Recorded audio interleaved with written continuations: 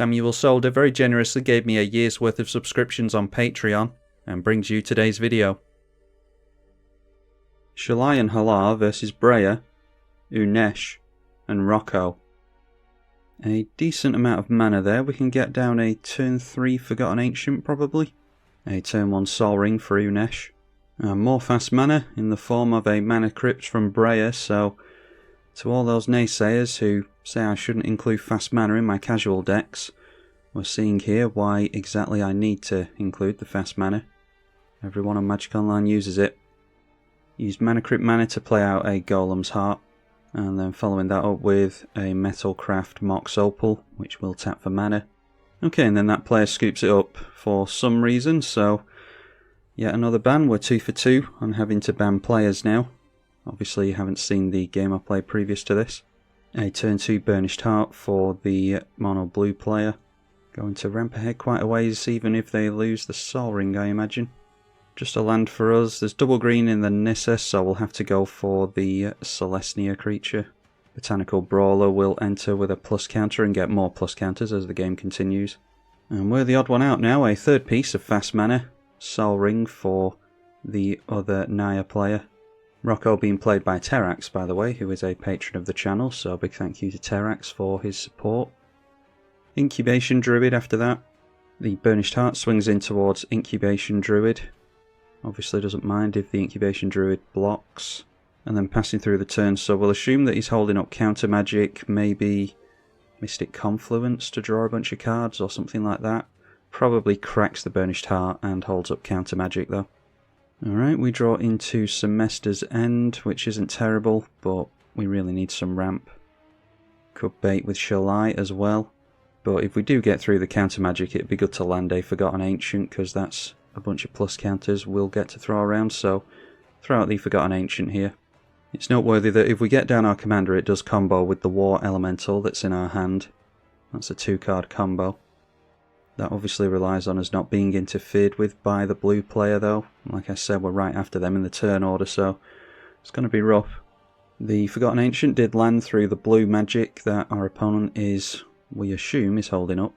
Now it's a generous patron from the Rocco player. We do care about plus counters in this deck, so might be getting one here. A plus counter goes on our Forgotten Ancient because a spell was cast which triggers the Botanical Brawler, getting another plus counter on that as well. Alright, so the patron puts one on the Elk and one on the Incubation Druid, so that is going to tap for more mana now. Unesh could have sacrificed that Elk to keep them from drawing, but wants to hold up all 5 mana apparently, which does point towards the Mystic Confluence. So the Incubation Druid tapping for 3 mana now, going for 3 red. Throwing out a Professional Facebreaker. Alright, so not cracking the Elk here and deciding to ramp Mystic Confluence, so we were right that they do have that.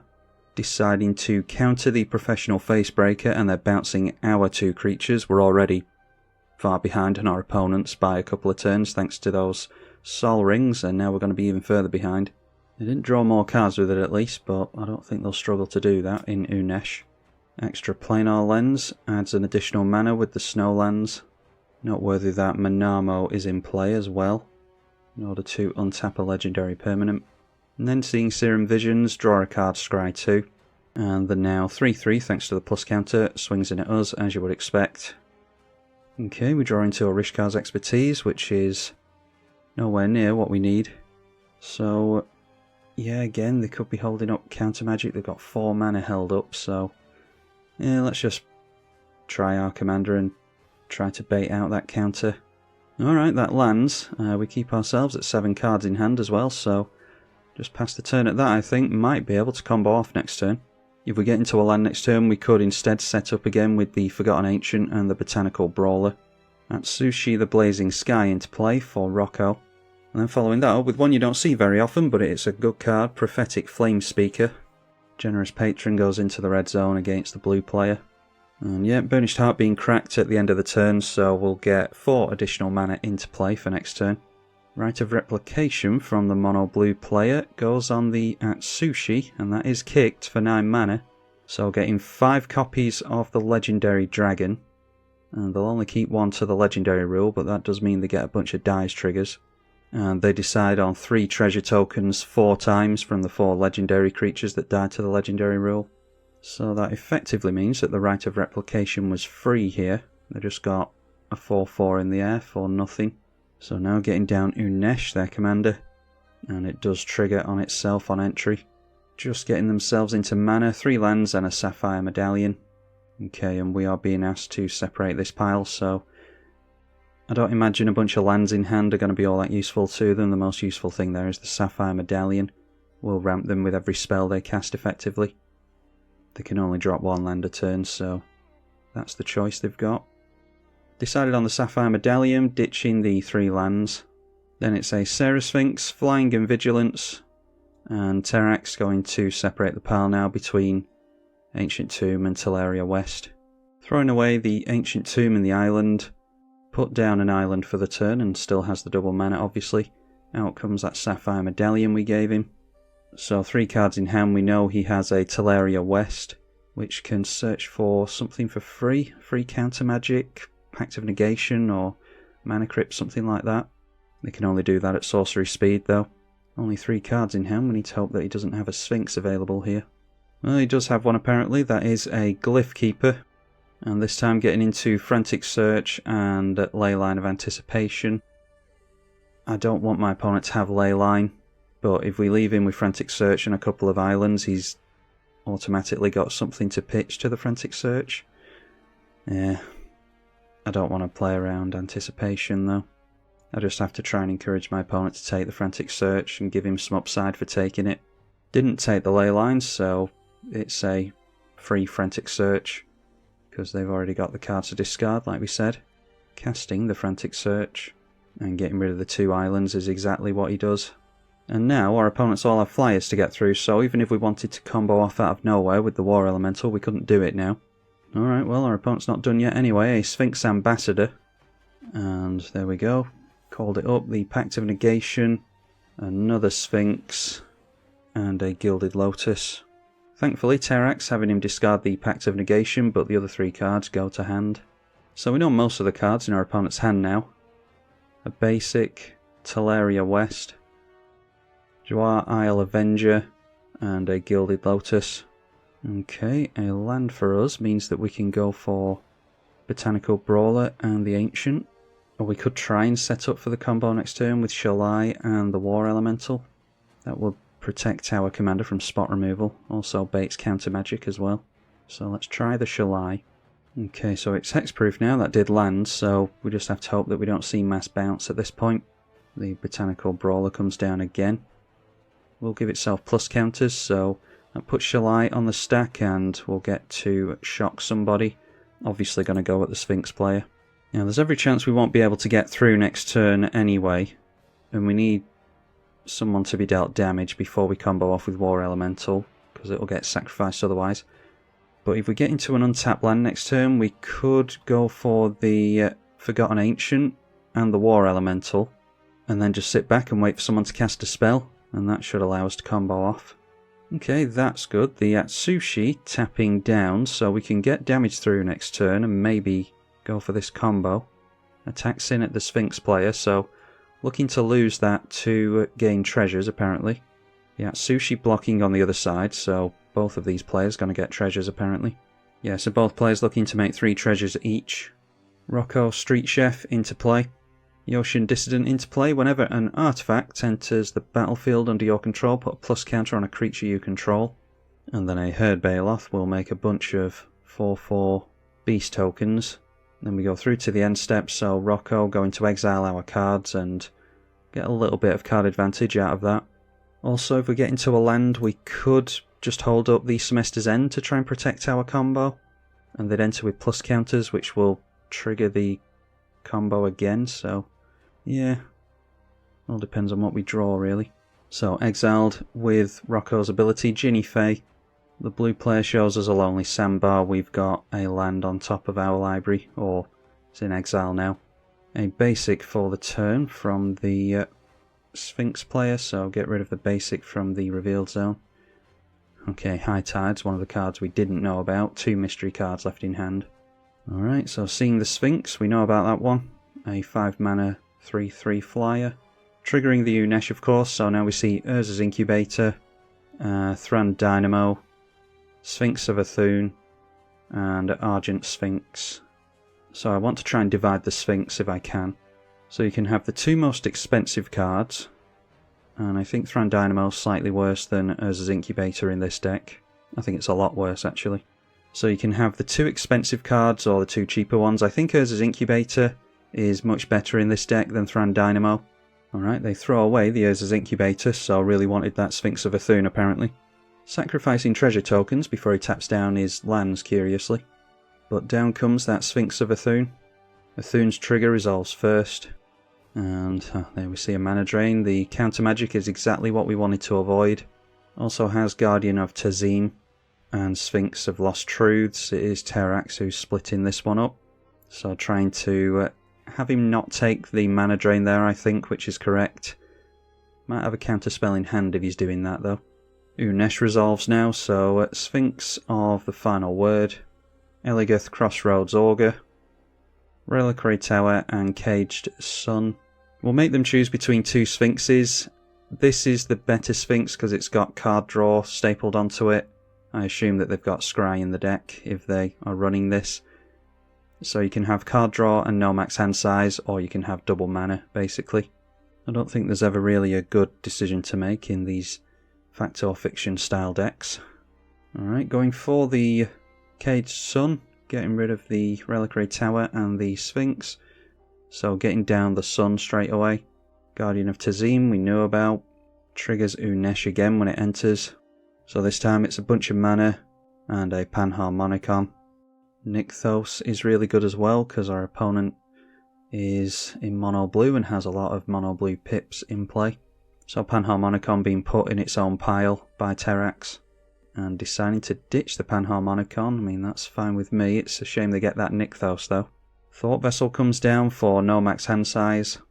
And now going through to combat, so it's a 5-5 to the left from Unesh, a 6-6 to the left as well, a 5-5 at us, and a 6-4 at us as well, so assuming no blocks we each get 11 damage. Sphinx Ambassador went to the left and it does trigger. Whenever it deals combat damage to a player, search that player's library for a card, then that player chooses a card name. If you search for a creature card that doesn't have that name, you may put it onto the battlefield under your control. Okay, that resolves, and they didn't get control of a creature there. The correct creature might have been named, amazingly. Alright, looking in the log here, it was Atali Primal Conqueror. And Terax correctly named that card as well, so yeah, definitely no Atali in play, amazingly. Sphinx of Lost Truths coming into play. Not sure if it was kicked, but we see Unesh resolve first. Again, just hoping they don't get any counter magic. Okay, a Dream Eater, Sphinx of Hua Isle, however you meant to say that, and a stunt double as well. So you can have 2 6-mana Sphinx or the clone effect. I think the clone effect can do some crazy stuff in this deck, I imagine. Keeping the 2 6-mana Sphinxes, and the Sphinx of Lost Truths, turns out it was kicked. They went from 10 to 13 cards and didn't discard any, so yeah, that was kicked. So, on to our turn. Okay, Heliod the Sun Crown, that's another combo. We've only got 2 combos in this deck, but just drew into another one straight off the top. So we can either do War Elemental or the Heliod. War Elemental means we need to sack a creature, so maybe trying the Heliod is the thing to do here. We've got counter magic to get through. We have to get through the bounce Sphinx as well, so yeah. I mean, we've been fighting a losing battle since turn 1, so we'll just try the Heliod here. Don't think we're going to get to combo off this game, thanks to all the interaction from the blue player. So what we would aim to do here is go for lifelink onto our commander with the Heliod. Whenever our commander deals damage, it gets a plus counter from the Heliod, and whenever it gets a plus counter from the Heliod, it deals more damage, and that just goes round in an infinite loop. Alright, well, we didn't manage to get the counter magic out of their hand, unfortunately, so just have to force them to use some of their bounce stuff. Put a lifelink ability on our commander with the Heliod, and then play a land from exile. So that triggers the Rocco. They can put a plus counter on something, probably to make another beast. Yep, so a plus counter going on the Herd Baloth will make a 4/4 token. And they got a food token from their commander now, so the Ocean Dissident will trigger and put another instance of 1+ counter on the Herd Baloth, so it'll actually be 2 beast tokens that they get here. Alright, so they are playing the Dream Eater, which... still not sure what they're bouncing with it. You would assume it's our Heliod? Maybe they don't know the combo. Surveil 4 first of all from the Dream Eater. Dream Eater surveilled a basic and Jace Vryn's Prodigy as well. And the bounce is going on the Herd Baloths, surprisingly. So now Unesh resolves and we see more interaction. That is a Swan Song, Rogue's Passage to make unblockable, a Pongify, and a Cryptic command we do not want to see. If we have to hit an opponent in combat, then that can tap down our creatures. So we really don't want them to take that Cryptic command. We'll just hope that they take Pongify and Swan Song here. Whenever we've given them a single card option in the past, they haven't always taken it, so try and bait them with that. Yeah, they've got no max hand size, but still ditch the 3 cards in favour of the Cryptic command. So one of the Herd Baloth triggers being fizzled there, but they do get to resolve 1, so they'll still get a 4/4 beast, because 1+ counter did end up on the Herd Baloths. Alright, so we've got a Cryptic command to worry about now. So as soon as our opponent sees, if they didn't get into that Cryptic command, we might have been able to do this. Just unlucky that they're getting so much card advantage. Well, we have to try it. They're going to see the combo, so they'll be able to respond to it, but we'll attempt it. So we'll go into the left now that the Atsushi's gone down. Way too many flyers over at the Sphinx player's side of the table. Our commander does have lifelink from the Heliod, of course. Alright, so we gain a little bit of life. Heliod, the Sun Crowned, will trigger. That goes on to Shalai and Hallar. And we'll save the targets and auto-yield, which might crash the client if we auto-yield the whole combo, but we'll try it. Botanical Brawler gets a counter as well, which will be more damage with the commander. Shalai going to be pointed at the blue player. Try and get rid of them as soon as we can. So again, Heliod has us deal lifelink damage. And whenever we deal that lifelink damage, Heliod will give a plus counter to the commander. The commander will deal more damage with its trigger. And that just goes infinite until someone casts a Cryptic command to bounce the Heliod. So now Unesh going for something, and yep, that is bouncing the Heliod with the Cryptic command. And they're going to tap all of our creatures as well, which doesn't really matter because I think they're going wide on us with the Sphinx regardless. It was a heroic intervention or something like that we needed there. But yeah, I don't feel too badly about how we did. We were up against 3 players who got into fast mana. Don't think we saw any ramp whatsoever unless you include the Ancient Tomb. And yeah, if some of the draws from Unesh had been slightly different, if we'd had a little bit more luck, we could have comboed off still there against all this fast mana, so yeah, not too upset about how it's gone. We're just relying on Terrax to do something against the mono blue player now. We might see a combo from Rocco yet. Ginny Faye coming in from exile will trigger Rocco's Street Chef, and that'll make a food token and put a plus counter. They're putting it onto our Shalai, no doubt to draw a card to the patron. Okay, so now a bunch of other triggers going on the stack. Generous Patron triggers for a card draw because it's going on a creature they don't control. Shalai will hit our opponent. The Botanical Brawler will get a plus counter as well, which will trigger the Shalai again. And again we'll hit our opponent with that, the Unesh player. The Ocean Dissident puts a plus counter on the Flame Speaker. And then the card draw from the patron. Okay, so now going through to the attack phase. I would imagine the Prophetic Flame Speaker is going to deal damage to us. And yes it is, going for the card advantage, trying to get into a board wipe. Exiling Champion of Lamholt with the first strike damage. And then it is a Dockside Extortionist, so no means of wiping the board unfortunately. Playing the Dockside as you would expect, and that'll be a decent number of treasures. A trigger on the Rocco again, which means another plus counter on Shalai in order to get all these same triggers and draw a card from the patron. Alright, but there's an Arcane Denial onto the Dockside, so our opponent did have that counter magic that we were fully expecting him to have. So plenty of answers against us, unfortunately. Apparently not drawing into anything too relevant, making green mana with the Dork, and just throwing down the Champion of Lamholt, which will put another plus counter on the Shalai, making another food and drawing another card to the patron, etc. and so forth. And that looks like the game is over here, just handing it over to the Sphinx player at this point and hoping that it doesn't dunk on us too hard. Exiling the top card with Rocco. We just get into another land, so nothing relevant. Arcane Denial triggers at the beginning of the upkeep, so drawing a card, and the Naya player draws 2. Tazim triggers during the main phase with landfall, and it puts the Flame Speaker to sleep. Suppose we should refer to that as being stunned nowadays, shouldn't we? Playing a Kefnet's Monument, so yeah, hoping we don't see a Solitaire turn here. Sphinx of the Final Word triggers Kefnet's Monument for the first time. Unesh triggering on the Sphinx entering. Phyrexian Metamorph, a land, Greaves, and a Mox. I'll just give him all the cards and hope he takes the hint. Sphinx of Jawar Isle. Unesh revealing, Windreader Sphinx, Cyclonic Rift, and Mana Crypt.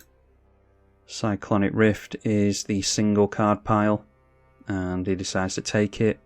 Overlord's Rift. Lightning Greaves hit in play. Phyrexian Metamorph. Enters as a copy of the Lightning Greaves. Greaves on the Final Word. They can't put the Lightning Greaves on the other Sphinx because it has Shroud. Obviously can't equip anything with Shroud. Instead putting it on the Sphinx of Athun. Then Mindstone. Okay, now going through to the attack phase, so we'll assume that we go down here. So like I said before, you get the idea with Shalai. I like Battlecruiser magic and being able to get down big dumb creatures and throw plus counters on them and get all these weird triggers, but yeah, oftentimes you're just not going to get the chance to do it on Magic Online.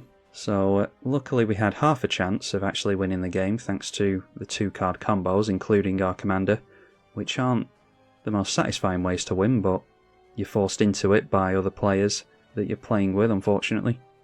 It was the only means of us competing in this game up against the much faster opponents. But hopefully you'll be intrigued to look at the deck list. They are always in the description if you want to give them a once over. Might work in your meta better than a Magic Online meta. And there we are, down to -5 and our opponent -7. Going down to mono blue Sphinxes. Hopefully you all enjoyed seeing the game. Massive thank you to the patrons, including Terax. I'm tribalkai. Thank you for watching.